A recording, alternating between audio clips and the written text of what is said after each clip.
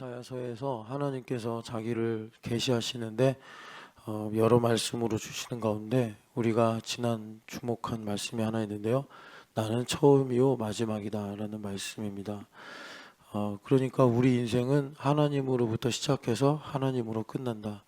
돈으로 시작해서 돈으로 끝나는 게 아니고, 내가 어떤 원하는 사람이나 가치로 시작해서 그것으로 끝나는 게 아니라 하나님으로부터 시작해서 하나님으로 끝난다.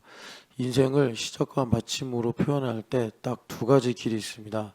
방금 말씀드린 것처럼 하나님으로부터 시작해서 하나님으로 끝나는 인생, 나로 시작해서 나로 끝나는 인생, 그 두 가지 외에 다른 인생, 다른 길은 없습니다. 우리는 선택하는 거죠. 하나님으로부터 시작해서 하나님으로 끝날 것인가. 내가 되게 싫어하는 원수가 있다고 합시다. 그를 계속 미워하고 증오하면 결국 그 사람을 미워하기 위해 태어나서 그 사람을 미워하고 증오하다 죽는 게 돼버리는 거예요. 그 사람 원수, 그 원수로 시작해서 원수로 끝나는 거죠.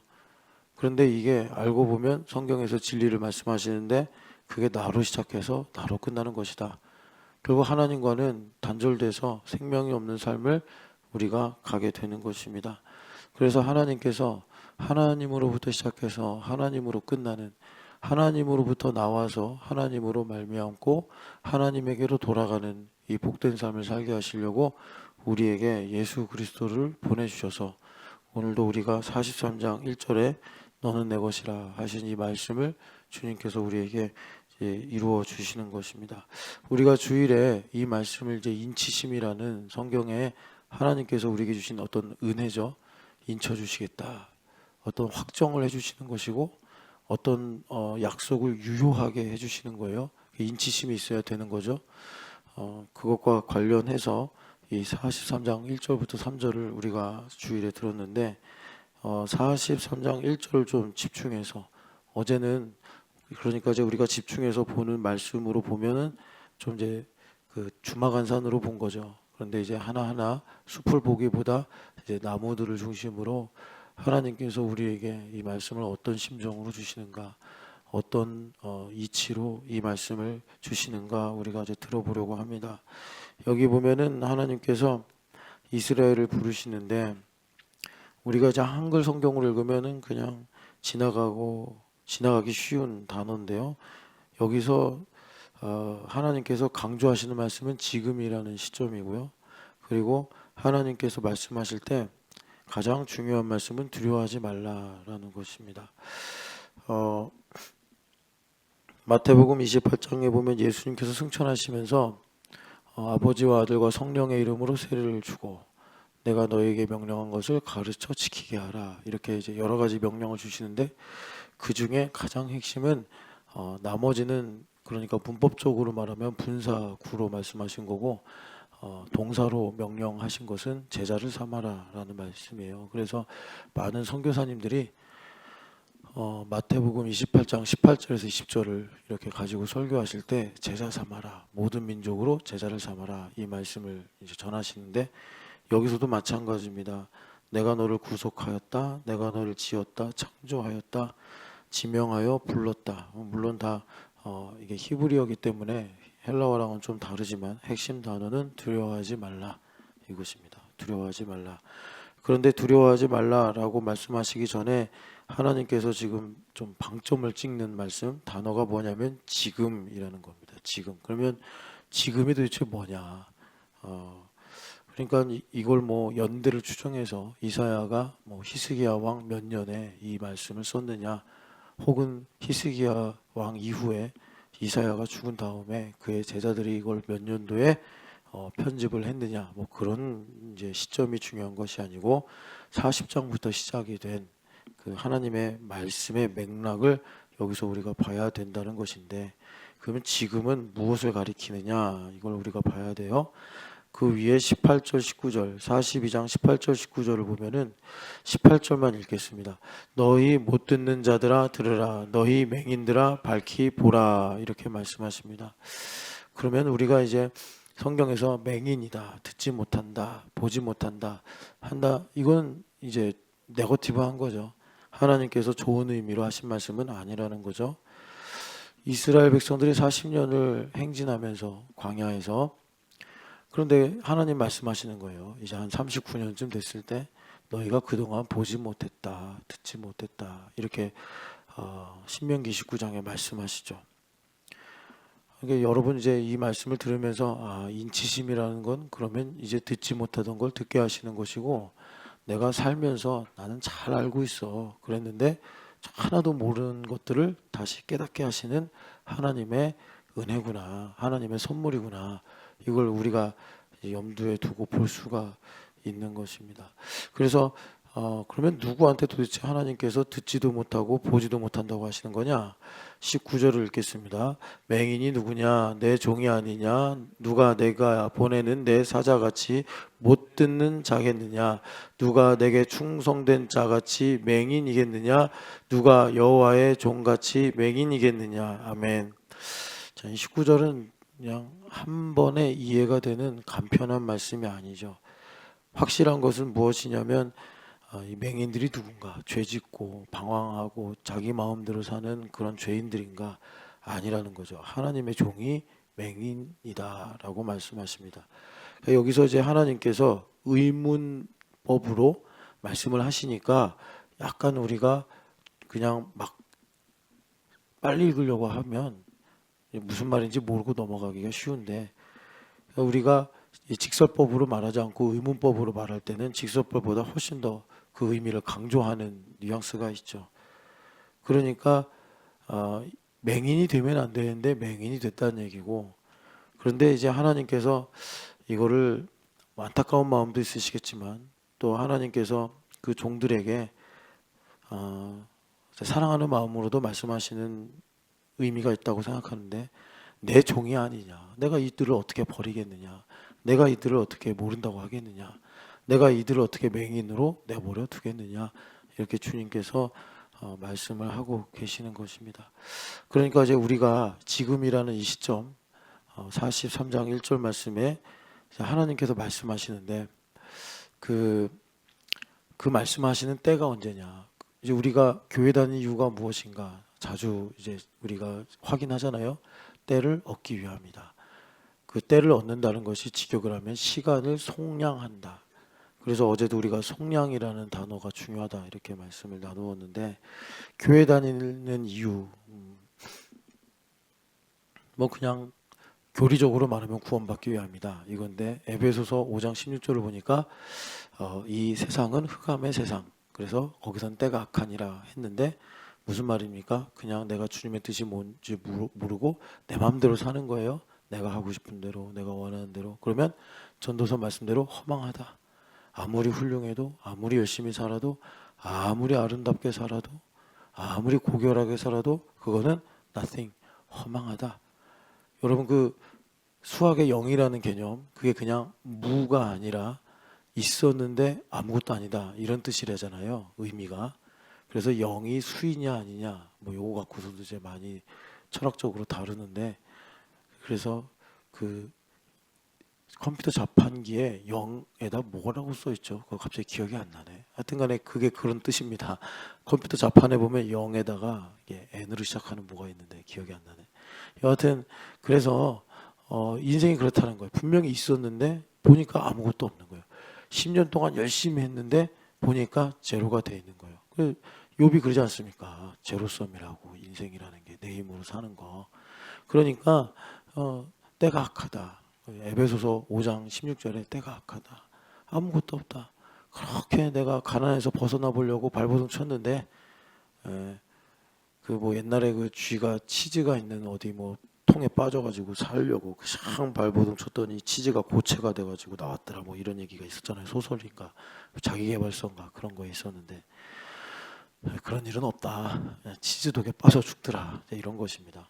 그런데 이제 주님께서 우리를 교회로 부르셔서 시간을 속량하신다. 이건 뭐냐면 하나님은 전능하시고 그 명철이 한이 없으셔서, 40장의 말씀이죠. 그래서 하나님께서 우리의 인생을 그리스도로 말미암아 속량하사 아무것도 아닌 게 아니라 아름답고 완전하고 거룩하고 온전한 삶을 살게 하신다. 이것을 영생을 주신다. 우리가 영생을 얻는다 이렇게 말씀하는 거예요. 그래서 그 영생이 어디 있습니까? 우리가 방금 전에 요한복음 1장의 말씀을 가지고 만든 찬양으로 우리가 노래했는데, 이 찬양 이 말씀에 보니까 그 생명이 영생이 말씀 안에 있더라 이거예요. 그래서 교회가 된다는 것은 우리가 이 말씀의 옷을 입는 것이다. 말씀의 옷을 입어서 나의 스토리가 아니라 예수님의 이야기가 되는 것이다. 참 이건 신비로운 거죠.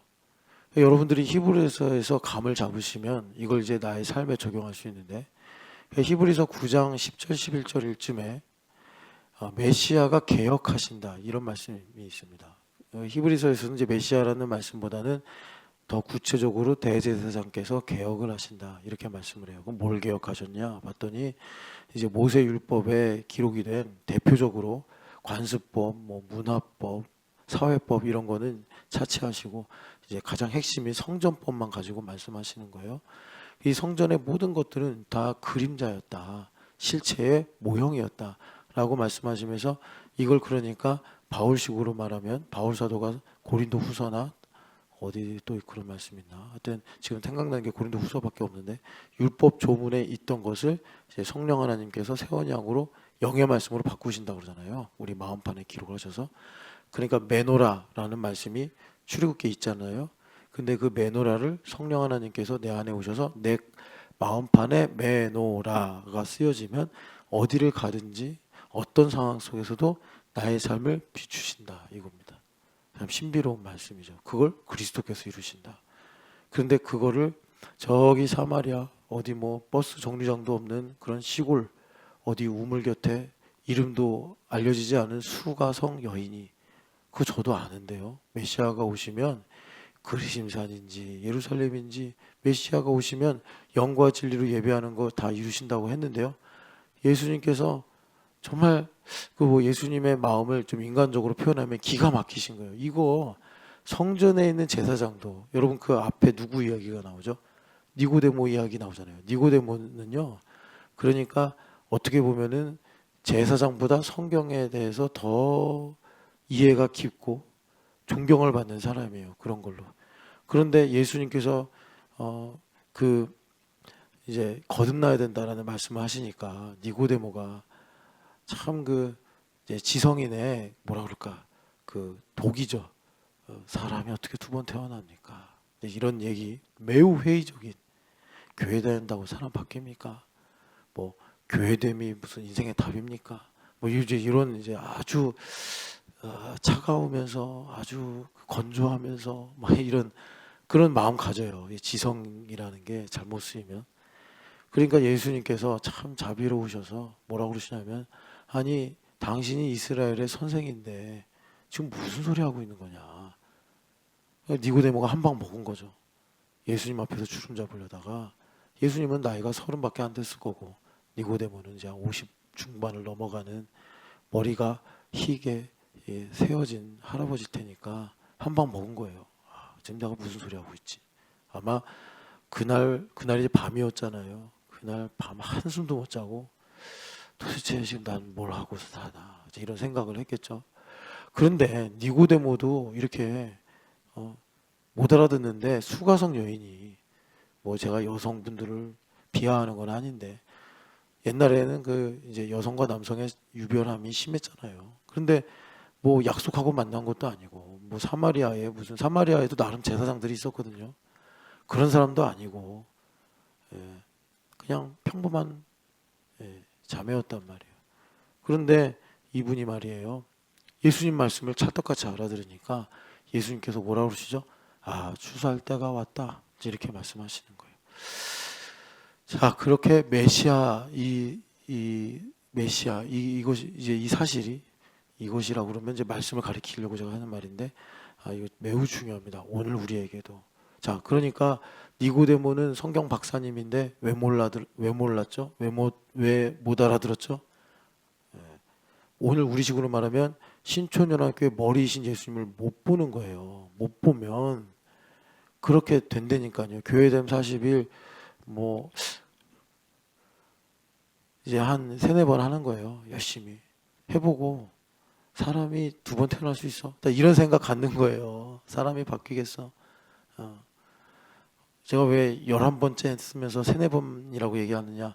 11번 했는데 그런 마음 가지면 그 약이 없어요. 정말 세상 말로 몽둥이가 약이 돼. 그 나는 여러분도 그렇게 살기를 원하지 않아요. 저는요, 여러분들이 뭐 구원만 받을 수 있다면 그냥 세상에서 잘 살았으면 좋겠어요. 인간적으로.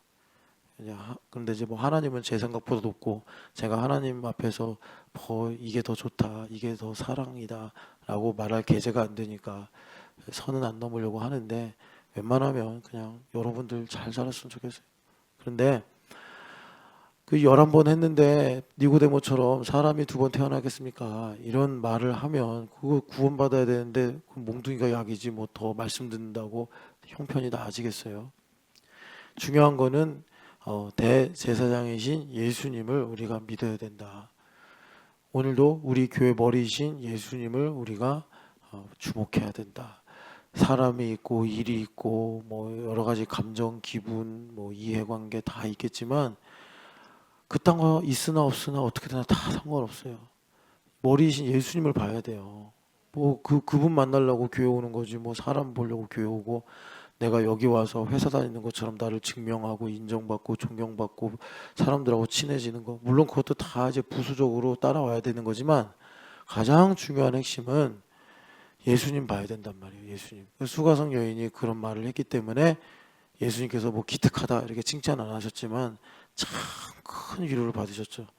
예수님께서 제자들한테 나는 너희들이 알지 못하는 양식이 있느니라 하시면서 얘들아 눈을 들어서 봐라 추수할 때가 왔지 않냐. 얼마나 예수님 마음이 좋으셨겠어요. 뜻밖의 선물을 받으신 거죠. 그만큼 우리가 메시아를 믿는 것이 참 중요한데 이분께서 오늘 우리에게 오셔서 무슨 일을 하시느냐? 개혁을 하시는데 개혁을 하신다는 게 뭐냐면 하나님의 말씀이 우리 마음에 새겨지게 하시더라. 참 신비로운 일이에요. 그래서 아까 말씀드린 대로 구약에 이제 뭐 예를 들어서 번제단이 몇 규빗이고 무엇으로 만들고 뭐 어떤 형태이고 막 이런 말씀이 있으면 우리는 그냥 허풍 나오고 그러잖아요. 그런데 그런 참 내가 이성적으로 볼 때 무미건조해 보이는 그 말씀일지라도 성령 하나님께서 그 말씀을 내 마음에 새기면 우리가 어떻게 되죠? 우리가 나를 하나님께 제물로 드리는 참 예물된 삶을 살게 되어서 내가 죽고 예수님 사시는 산 제물로 우리 몸을 하나님께 드리는 영적 예배자가 되고 마는 거예요. 그 말씀이 내 마음에 새겨지면. 그걸 메시아께서 하시는데 이제 메시아는 무슨 일을 하시죠? 하나님 보좌 우편에서 성령 하나님을 구하는 자에게 부어주시고 그러면 성령 하나님께서 우리 안에 충만하게 임재하셔서 그렇게 이제 마음의 말씀을 새기신 일들을 하시더라라는 것입니다. 그래서 우리 안에 생명이 있게 된다. 이 모든 것들이 종합이 돼서 나타나는 게 에베소서 5장 16절 말씀처럼 시간을 속량하는 겁니다. 시간을 속량하는 것은 내가 빼앗겼던 시간을 되찾는 거예요. 내가 빼앗긴 시간을 되찾는 거예요. 그런데 내가 지난 10년을 잃어버렸다. 그런데 10년치를 찾느냐? 그게 아니라 영생을 얻는다는 것입니다. 그 영생이 말씀 속에 있다. 이제 성경에서 그렇게 우리에게 가르쳐 주시는 거예요. 그래서 다시 이제 지금이라는 이 단어를 집중해서 하나님께서 무슨 말씀을 하시는 건지를 보려면 여기 보니까 내 종들이 하나님의 종들이 맹인이다 이렇게 말씀하시는데 여기에는 또 사연이 있죠. 왜 그러죠? 여기 하나님의 종들이라고 하나님께서 가리키는 사람들은 지금 바벨론에 끌려간 사람들이에요. 역사적으로 보면. 그런데 여러분도 아시겠지만 이들이 불순종하고 죄가 더 많아서 바벨론으로 끌려가고 좀 착한 사람들이 가나안 땅에 남은 거냐. 이게 그냥 원칙적으로 생각하면 그게 맞죠. 가나안 땅은 하나님께서 약속하신 복된 땅이니까 거기에 착한 사람들, 믿음 좋은 사람들 그런 사람들이 남고 그리고 좀 더 고집세고 더 뭐랄까 나쁜 짓 많이 하고 이런 사람들이 이제 가야 된단 말이에요. 바벨론으로. 이런 원칙적인 세계관을 가지고서 신앙을 구성한 사람들이 사마리아인들입니다. 사마리아인들이 생각할 때는 가나안 땅이 거룩한 땅이니까 자기들이 남았잖아요. 그리고 나중에 이제 70년 뒤에 돌아오는 유대인들, 사마리아인과 대별되는 유대인들, 이 사람들은 이제 구약의 원칙으로 보면 저 부정한 뭐 애굽도 아니야.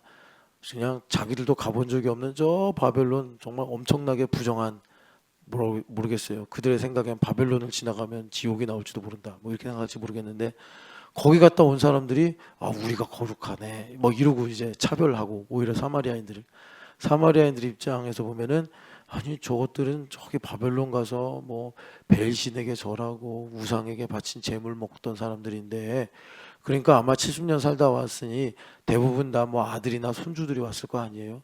그 외모들이 상당히 달라졌을 거란 말입니다. 헤어스타일이나 뭐 이제 뭐 예를 들어 아람 방언을 그들의 이제 모국어가 아람 방언 히브리어 뭐 이런 건데 뭐 억양도 다르고 이제 음식 문화도 다르고 의복도 다르고 되게 이질적인데 자기들이 거룩하다고 그러고 사마리아인들이 볼 땐 내가 거룩한데 이런 이질감 때문에 예수님 시대에 얼마나 사마리아인들하고 유대인들하고 이 갈등이 심했는지 여러분 아실 텐데 여기 보면은 그런데 여러분 아시죠? 제가 이렇게 이제 쭉 얘기해드렸지만 믿음 좋은 사람들이 바벨론 간 거 아시죠? 요게 이제 되게 중요합니다. 꿈에도 몰랐지. 성경이 그렇게 우리에게 말씀하는 거예요. 꿈에도 몰랐지. 이게 하나님의 모략인 거 몰랐지. 물론 70년이 끝난 다음에 바로 돌아온 사람들도 있지만 여러분 400년이 지나서 오순절날 성령 하나님 강림하실 때 그러니까 400년이 지났으니까 아들이야 그 아들의 그래서 그들이 기다리고 기다리다가 하나님의 큰일이 이거구나. 사도행전 2장에 여러분 그들이 그 세례받고 회개하고 이런 거 여러분 다 성경 말씀 읽어서 아시잖아요. 그렇게 하나님은 기다리시면서 일을 하시는 분이라 그 70년이 우리도 이제 뭐 분단되고 나서부터 뭐 30년이 될지 70년이 될지 누가 알겠어요. 근데 지금 훨씬 지나서 이제 80년 가까이 됐는데 참 하나님은 포기하지 않고 일하시니까 오늘도 통일기도회가 있는 날인데 여러분 기도의 자리에 잘 서시기를 바라고 여하튼 간에 그래서 하나님께서 믿음 좋은 사람들을 데려간 거예요. 믿음 좋은 사람들을 데려가서 거기서 하나님께서 거룩의 초격차를 이루시고 돌아오게 하시는데 지금 이 분들이 아직 거룩의 초격차가 이루어지지 않은 거라 그래서 왜 내가 여기 끌려왔으며 하나님의 계획은 무엇이며 하나님의 뜻은 무엇인가 이걸 모르고 있으니까 이제 하나님께서 맹인이구나 이렇게 이제 말씀하시는 거예요. 이 말씀은 여러분들이 지금 이제 잘 들으시면 엄청 위로가 되실 말씀이에요. 여러분들 인생에도 바벨론 유수 같은 시간, 바벨론 유수 같은 문제, 바벨론 유수 같은 아픔이 있으시잖아요. 우리는 이거를 그냥 기본값으로 생각하면 내가 잘못해서, 내가 죄가 많아서, 내가 틀려서 당한 일이라고 생각하잖아요. 그런데 예수님을 중심으로 생각하면 아니라는 거예요. 하나님 너를 특별히 사랑하셔서 하나님께서 너를 가까이 하셔서 하나님께서 너를 거룩의 초격차로 온전하게 하시려고 하나님께서 진행하시는 프로젝트다라고 말씀하시는 거예요. 그게 지금 이제 지금이란 단어에 있는 겁니다. 지금이란 단어에.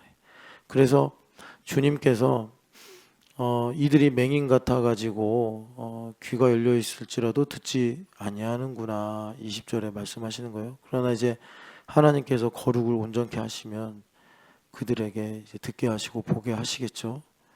그래서 22절에 보면 이 백성이 도둑 맞으며 탈취당하며 굴속에 잡히며 옥에 갇히도다. 이렇게 이제 그들을 속량할 자가 없다. 이렇게 주님 안타까워하시는 거예요. 그러면서 이제 주님께서 조금 이제 대화의 말씀의 방향을 이제 바꿔서 누가 이 일에 귀를 기울이겠느냐. 그러면서 누가 이 뒤에 올 일을 삼가 듣겠느냐. 그러니까 무슨 말이죠? 하나님께서 이제 가르쳐 주시겠다.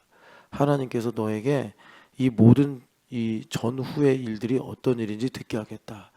그래서 여러분 어제 우리가 참 시간이 없어서 빨리빨리 읽느라고 좀 말씀을 그렇게 막 번갯불에 콩 구워 먹듯이 읽으면 안 되는데 그렇다고 여유 있으면 막 2시에 끝나고 그럴 거 아니에요. 그러면 또 힘드니까. 여하튼 그래서 이것이 그 우리의 여호와 만군의 여호와께서 유일하신 참 하나님이심을 우리가 증언하는 일이다. 그러니까 아까 전에 하나님의 프로젝트가 있다 했잖아요. 그걸 이제 주님께서 듣게 하시겠다. 그 뒤에 장차 올 일을 하나님께서 가르쳐 주시겠다. 야곱이 탈취를 당하게 하신 자가 누구냐? 그러니까 하나님의 이제 프로젝트를 지금 이제 말씀하는 거죠. 그들을 약탈자들에게 넘긴 자가 누구냐? 여호와이시지 않냐? 그럼 여호와께서 그들을 버리고 그들을 진노하시고 그러시려고 한 거냐? 그게 이제 아니라는 거죠. 그들이 범죄하여서 이런 일을 당하였으나 이제 하나님께서 그 모든 일들을 통해서 여러분 이제 40장부터 49장까지 쭉 읽으신 것을 제가 전제하고 지금 말씀드린 겁니다. 나의 찬송을 위해 나의 영광을 위해 진행되는 일이다 라는 것을 주님께서 말씀하시는데 여기 보면 그들이 그 가운데서도 깨닫지 못하며 마음에 두지 않기 때문에 아직도 맹인처럼 듣지 못하는 사람처럼 갇혀 있다 이렇게 말씀하시는 거예요. 자, 그래서 주님께서 이제 지금 말씀하시느니라. 이젠 들어야 된다 이겁니다. 그러니까 신명기 29장 4절에 너희가 그동안 보지도 못하고 듣지도 못하고 깨닫지도 못했으나 이제 하나님께서 나의 명령은 산꼭대기에 있는 것이나 아니면 바다 끝에 있는 것이 아니라 너의 입술에 있고 너의 마음에 있다. 너의 신발 뒷굽을 봐라. 그게 닳아가지고 없어진 적이 있냐? 너의 옷을 봐라. 40년 동안 입었는데 구멍이 나거나 실이 헤어진 적이 있느냐? 없지 않았냐? 이런 작은 하나님의 이 일상의 섭리를 발견하게 하시면서 그들이 이제 가나안 땅에 마침내 들어가게 되는 시점이라는 걸 말씀하시면서 그것과 같이 우리에게 지금 말씀하시느니라. 그래서 여러분 고린도 후서에 6장 1절 보면은 뭐라고 말씀하시죠? 지금은 은혜 받을 만한 때요. 보라 지금은 구원의 날이로다. 이렇게 말씀하시는 거예요. 그 말씀은 뭐를 염두에 두고 바울 사도가 인용하신 말씀이냐면 이사야서 55장에 만날 만한 때에 그를 찾으라. 그를 이제 부르라. 이 말씀 있잖아요. 그러니까 구약 시대에는 하나님께서 율법으로 이스라엘 백성들을 만나셨기 때문에 절기, 뭐 초하루 이럴 때 이제 하나님과 대면할 수 있었단 말이에요. 그런데 이제 성령 하나님 내 안에 오셔가지고 메시아께서 개혁을 하셔서 우리는 매일이 거듭나는 초하루요, 매일이 거듭나는 절기요, 매일이 거듭나는 안식일이란 말이에요. 그래서 주님께서 우리에게 보라 지금은 구원의 때요, 은혜의 때요, 구원의 날이로다 이렇게 이제 말씀하시는 것입니다. 그러니까 우리는 항상 이제 어떤 삶을 사는 거죠? 여기 말씀하신 대로 지금의 삶을 사는 거예요. 우리의 눈을 열어주시고 우리의 귀를 열어주시는 지금의 때를 우리는 살아가고 있다. 주님께서 말씀하시는 겁니다. 그래서 여러분 우리가 이렇게 예수님을 주인으로 모시고 살기 때문에 뭐 이 지금을 다른 말로 바꾸면 영원한 현재 이렇게 가는 거예요. 이것이 그냥 잠깐의 순간이 아니라 영원한 오늘을 우리가 예수님을 믿고 살아가는 것입니다. 그래서 주님께서 이 갇힌 자, 보지 못하는 자 계속 많이 말씀하시는데 그 앞에 7절도 같이 읽어볼까요? 7절 내가 눈먼 자들의 눈을 밝히며 갇힌 자들을 감옥에서 이끌어내며 흑암에 앉은 자를 감방에서 나오게 하리라. 아멘. 그러니까 바벨론에 끌려가서 아직 그 가운데 하나님의 뜻이 무엇인가, 하나님의 계획이 무엇인가 이걸 모르고 그냥 이제 그 하루하루 살아가는 하나님의 백성들을 가리키는 것입니다. 자, 그래서 이제 지금 말씀하시는데 하나님께서 여기서 이제 지금이란 이 시점에 대해서 방점을 찍으시면서 자신을 이제 나타내시는데 창조하신 분이요 지으신 분이다 이렇게 말씀하죠. 창조하신 분이요 지으신 분이다. 창조한 것은 이제 없는 것을 있는 것으로 만드신 분이에요. 창조는 뭐 대충의 재료가 있는데 그걸 이렇게 얼기설기 이렇게 엮어가지고 만드는 게 창조가 아니라 그 아브라함의 믿음에 대해서 로마서 4장에 말씀하시는데 아브라함이 어떤 믿음을 받았대요? 하나님은 죽은 자를 살리시며 없는 것도 있는 것으로 부르시는 하나님이시다 라는 사실을 아브라함은 믿었다. 그러니까 아브라함의 상식이 그렇게 됐다는 거예요. 그러니까 아브라함이 하나님께서 이제 아들을 주시겠다고 했는데 몸이 죽은 것 같아도, 그러니까 절망적이고 희망이 없어도 그가 믿음이 약해진 것이 아니라 오히려 견고해져서 하나님께 영광을 돌렸더라. 왜? 믿음은요, 내가 신념을 갖거나 내가 의지를 강화시키는 게 아니라 살아계신 하나님을 믿는 건데, 이 하나님의 1번이 창조주라는 거예요. 그럼 창조는 뭐냐면 없는데 만들어 버리시는 거예요. 우리가 볼 때는 없어. 아무것도 없어요. 그런데 창조주는 있다 하고 말씀하시는 거. 있어. 아니, 안 보이는데요? 그거 어떻게 되겠어요? 하나님, 없어요. 아무것도 없어요. 난 창조주라니까. 나는 아무것도 없어도 있는 것처럼 말할 수 있어. 내가 말하면 있는 거야. 나는 창조주야. 그러니까 우리가 믿는다고 하면서 정신없는 말을 할 때가 참 많아요. 여기서 하나님께서 자신을 창조주다라고 이제 말씀하시는 겁니다. 그러니까 여러분, 주님께서는 말씀하시면 이루시는 거니까 지금 이 갇힌 자들, 맹인들, 보지 못하는 이 바벨론에 갇혀 있는 남은 자들에게, 아직 초격차를 이루지 못한 그 남은 자들에게 하나님께서 첫 마디로 하시는 말씀이 나는 창조주다. 지금 너희들 절망스럽지? 그래서 너희들이 지금 미혹당하고 있지? 믿음이 흔들리고 있지? 슬퍼하고 있지? 그런데 나를 봐라. 이사야서 40장 마지막 절에 여호와를 앙망하는 자는 하는 말씀처럼 나를 봐라. 내가 누구냐? 내가 너희 같은 피조물이냐? 난 창조주가 아니냐? 하나님께서 그렇게 우리에게 역설하고 계시는 겁니다. 여러분, 이 새벽에 이렇게 참 어제보다 좀 추워진 새벽 공기 맡으면서 오셨는데 창조주 하나님을 믿는 믿음을 가지시기를 축복합니다.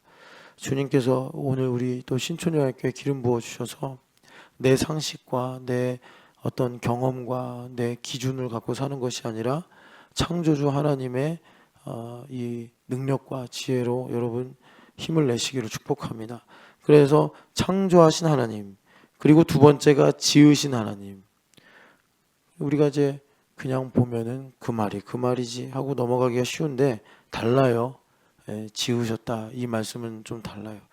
그 창세기 지금 1장 2장을 압축하는 말씀이거든요. 이 43장 상반절이 이 지으셨다는 말씀이 어디 나오냐면 창세기 2장 7절에 나옵니다.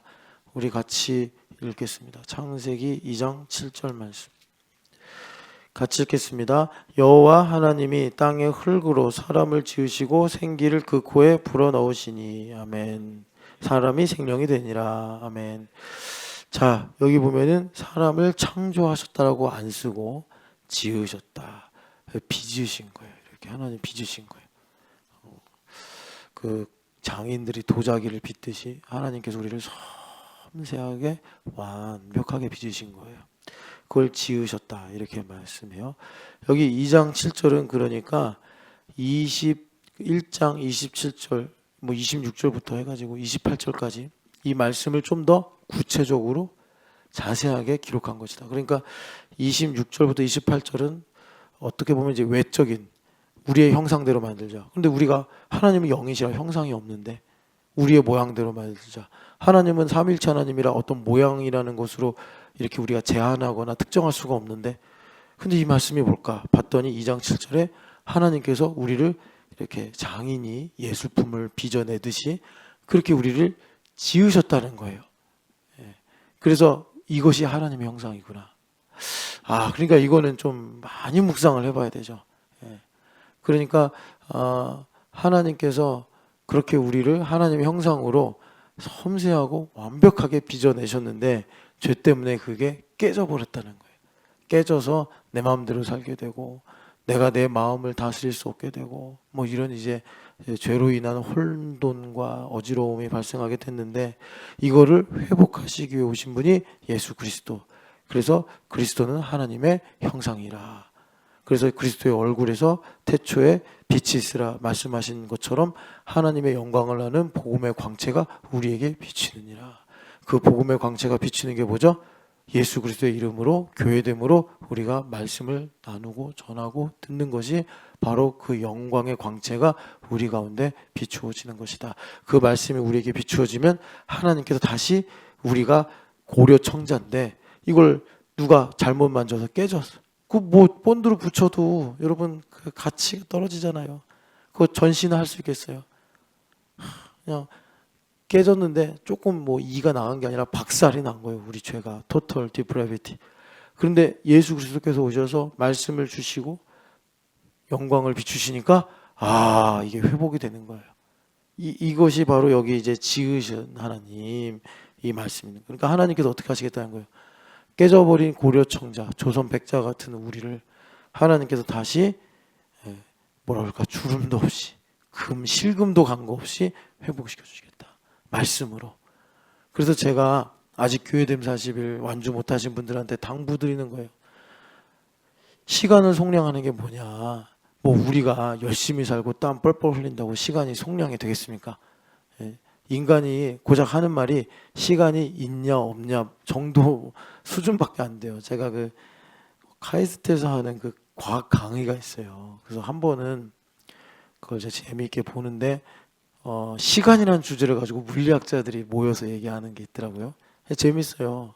근데 어떤 분이 그러더라고요. 되게 유명한 물리학자예요. 뭐 여러 이제 방송에 자기가 이제 그런 패널로 나와서 많이 알려진 사람인데 그 사람이 기독교인들은 시간을 관념으로 이해하고 있다. 뭐 이렇게 얘기하는 거예요. 기독교인도 아닌 주제에 기독교인 그렇게 말한 적 없거든요. 분명히 시간은 하나님께서 창조하신 것이고 저는 관념이 아니라 시간은 분명히 어떤 법칙 이상으로 어떤 물리적인 성질을 갖고 있다 이렇게 생각을 하거든요. 그러니까 우리가 시간에 갇혀 있는 거 아닙니까? 우리가 부활하면 시간의 법칙에서 자유로워지는 것인데 근데 그분이 그냥 조금 어디서 무슨 뭐 위키 백과에서 읽었는지 그냥 뭐 기독교인들은 시간을 관념으로 이해하고 있습니다. 뭐 이렇게 얘기하더라고요. 그래서 제가 기분이 별로 안 좋았는데 여하튼간에 시간을 속량하는 게 뭡니까? 시간을 속량하는 것은 그러니까 우리가 그 때에 따라 주님께서 지혜를 잠언에 여러 가지 말씀을 주시잖아요. 지혜는 마음을 지키는 것이다. 지혜는 권위자의 말을 듣는 것이다. 또 뭐가 있나요? 뭐 하여튼 지혜는 고기를 두고 다투는 것이 아니라 광야의 운막 속에서 뭐 건빵을 먹는 게 지혜다. 뭐 이런 식으로 비유하자면. 근데 그 지혜 중에 하나가 때에 맞는 말이 지혜다. 이렇게 말씀하신단 말이에요. 그 지혜를 누가? 성령 하나님께서. 그러니까 지금 내가 이제 9일차밖에 안 했어요. 그러면 이거 31차 언제 하냐? 한 주에 하나씩 하는 거예요. 그러면 우리가 하나님의 계획을 어떻게 제한하고 측량하겠습니까? 4월 셋째 주에 주님께서 22일차를 전하게 하시면서 나의 시간을 속량하시는 거예요. 나의 시간을 하나님의 뜻이 이런 거구나. 하나님의 계획이 이런 거였구나. 이렇게 우리가 인생을 복되게 살아가게 되는 것입니다. 그래서 주님께서 우리를 지으셨다. 하나님의 형상으로 빚으신 분이다. 지금은 그 형상이 깨지고 망가져서 참 우리가 슬프고 힘든 일들이 많지만 우리 하나님께서 다시 시간을 거꾸로 돌리듯이 그 깨어진 형상을 원래대로 회복하시는 하나님이시다. 그래서 여러분 다시 한번 말씀드리지만 이 모든 과정이 진행되려면 우리 마음에 먼저 교회됨 40일 일부에서 강조하는 것처럼 하나님 중심이 돼야 돼요. 하나님 중심이 안 되면 하나님께서 무슨 일을 하려고만 하면 안다리 걸고 밭다리 걸고 되치기하고 호미거리하고 씨름에 있는 기술을 다 써요. 야곱이 그 천사랑 씨름할 때처럼 하나님께서 뭐 좀 하려고 그러면 다리 걸고 뭐 좀 하려고 그러면 삿바로 씨름하고 아이고 그래가지고 이 환도뼈를 쳐가지고 이 힘줄이 하나 끊어져야 정신 차리려고 하나. 그게 이제 이스라엘이 됐잖아요. 야곱의 이름에서 이스라엘로. 지금도 주님께서 그렇게 야곱아 이스라엘아 이제 그런 내용들 가지고 말씀하시는 건데 하나님 중심이 돼야지. 그러니까 하나님께서 일을 하실 수 있도록. 참 고약한 인간이요. 창조주 하나님 일을 하신다는데 인간 주제에, 그것도 망한 인간 주제에 밭다리 걸고 안다리 걸고 그런다니까요. 하나님 다리 거는 존재는 인간밖에 없어. 근데 이게 이제 무슨 일이냐면 이런 겁니다. 여러분, 하나님은요 이제 지금 성령 하나님의 시대잖아요. 성령 하나님의 별명이 보혜사라고.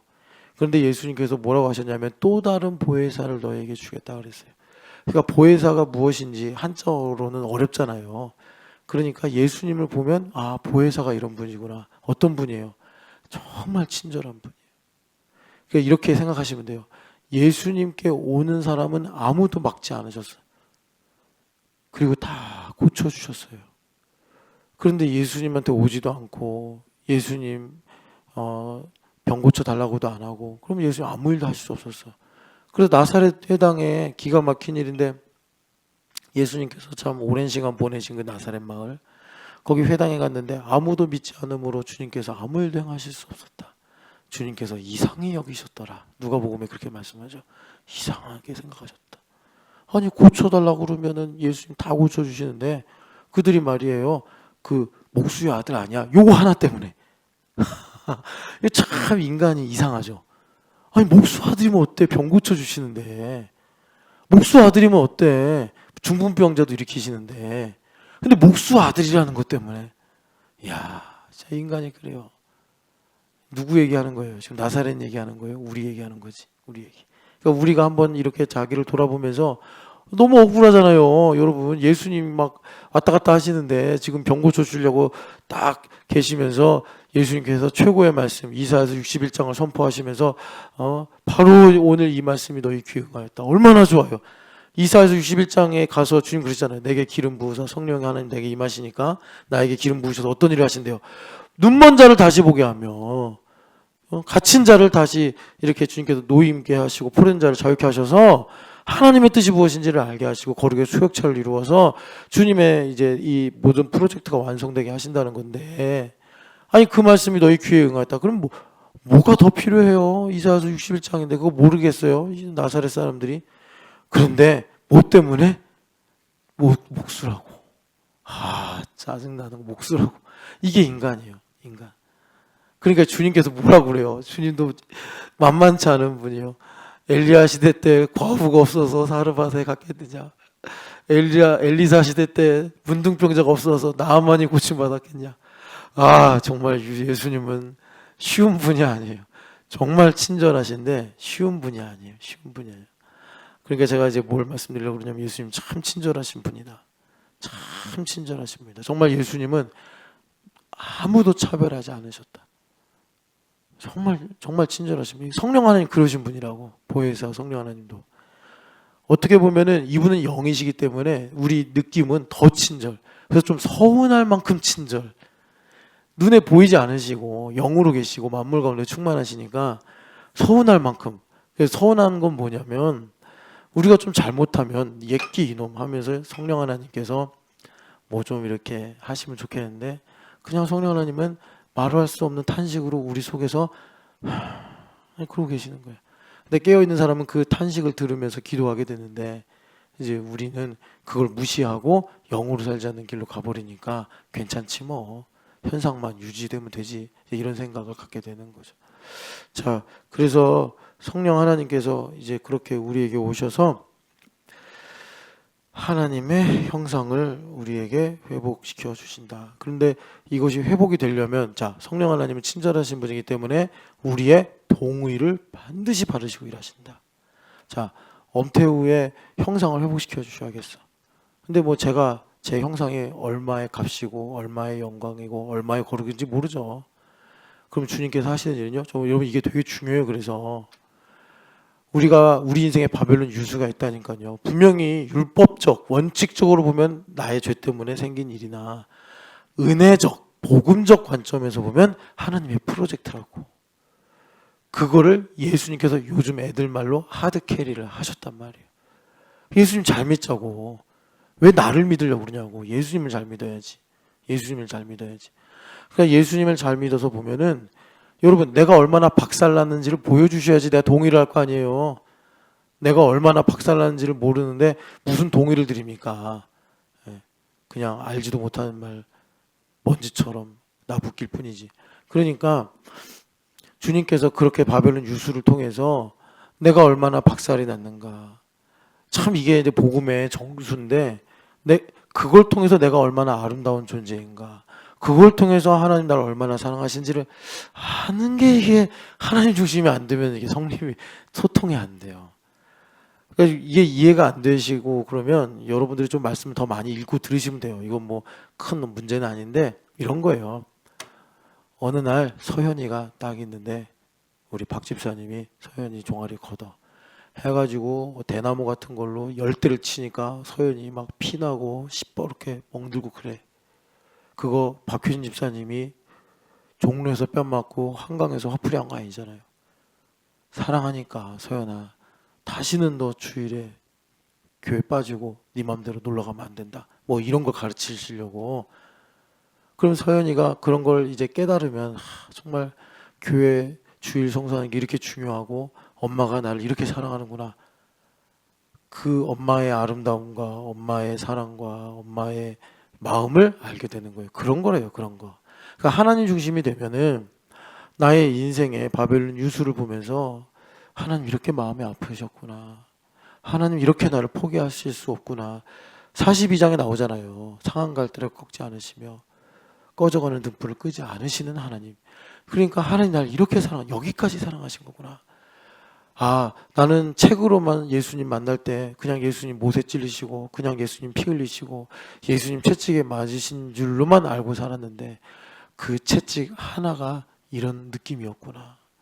예수님의 수치 하나가 이런 느낌이었구나. 이거를 우리가 나의 인생의 흔적으로 발견하게 되더라라는 것입니다. 그래서 그걸 가지고 성령 하나님께서 동의를 받으신 다음에 하나님의 거룩하고 아름다운 형상을 회복시켜 주시는 거예요. 여러분, 그래서 지금 말씀하시는데 이 주님의 입에서 나오는 레마를 들으시기를 축복합니다.